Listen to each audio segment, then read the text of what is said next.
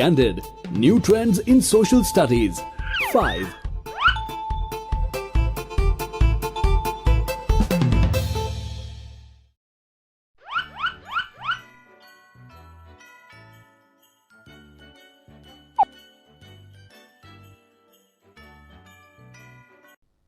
Maps and globes.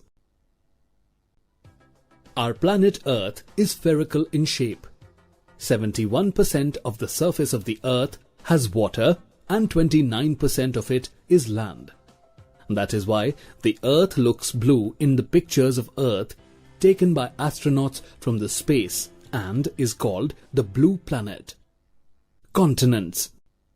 The large land masses on the surface of the Earth are called continents. The 7 continents on the Earth are Asia, Africa, Europe, North America, South America, Australia, Antarctica. Oceans. The large water bodies on the Earth are called oceans. 5 oceans on the Earth are Pacific Ocean, Atlantic Ocean, Indian Ocean, Arctic Ocean, Antarctic or Southern Ocean. The Pacific Ocean is the largest ocean. We also have smaller water bodies like seas, bays, gulfs, rivers and lakes. Globe.